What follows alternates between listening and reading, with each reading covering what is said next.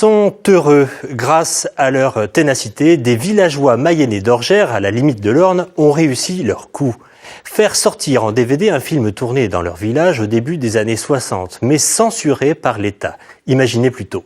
À cette époque, un film consacré au business du trafic de gouttes, comme on disait à l'époque, et ce, en pleine crise agricole. 55 ans plus tard, le film Jusqu'à plus soif est donc de retour pour le plus grand plaisir de certains figurants qu'ont rencontré Nicolas Corbard, Élise Ferré et Bastien Audolan.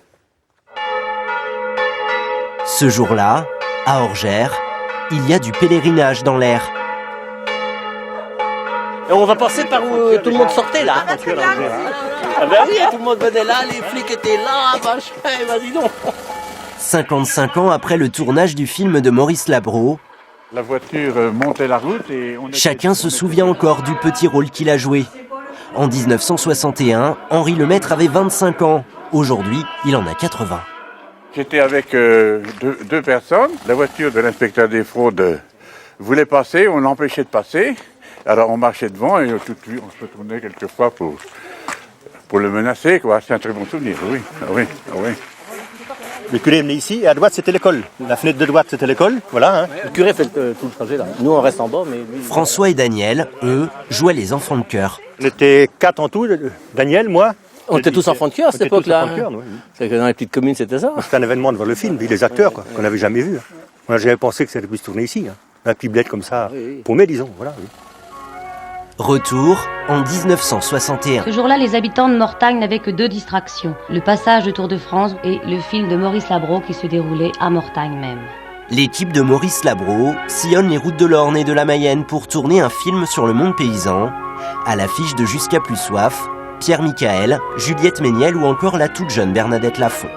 Mais voici Bernadette Lafont qui arrive avec Brian Hallyday. Le film raconte l'arrivée d'une institutrice dans un petit village normand qui perturbe le commerce des distilleries clandestines. À l'époque, le sujet est sulfureux. Dans les campagnes, la consommation d'alcool par des enfants est courante et le privilège des bouilleurs de cru fait polémique dans un contexte de crise agricole. Ces paysans qui sont, comme des paysans très pauvres, qui ont peut-être que de très petites fermes, trouvent là vraiment le supplément de ressources qui leur permet de vivre. Il y a tout un problème social qui est soulevé là-dedans du reste, parce que ce sont des fermes qui ne peuvent plus tenir maintenant. Je crois que c'est un problème qui va intéresser la France entière, parce que on va en parler prochainement, et c'est un événement, puisque je crois que ça a déjà fait sauter 2 ministères en France. Oui, c'est exact. À sa sortie le 16 mai 1962, Jusqu'à plus soif est censuré par le gouvernement du général de Gaulle. En cause, la révolte du monde paysan face à l'État. Le film finit par tomber dans l'oubli.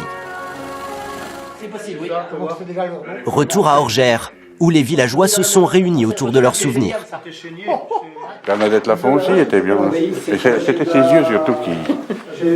Elle avait un regard fantastique. C'était presque des revolvers, ses yeux. Pendant 20 ans, Jean-Luc Gaucherin s'est retroussé les manches pour donner une seconde vie au film. Son père, agriculteur comme lui, y avait été figurant. Grâce à l'aide de Brigitte Bussière, une restauratrice d'affiches qui connaît personnellement René Château, Jusqu'à plus soif a enfin pu être restauré et ressortir aujourd'hui en DVD.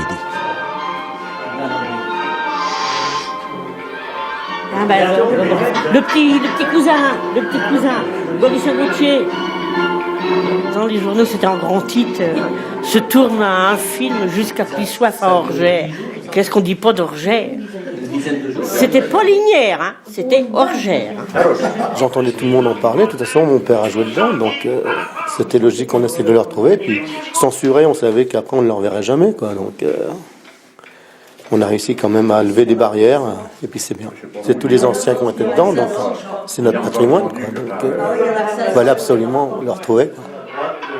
Grâce à la restauration du film, les habitants d'Orgères ont d'ailleurs créé une association pour sauvegarder leur patrimoine et partager l'histoire du village avec les jeunes générations.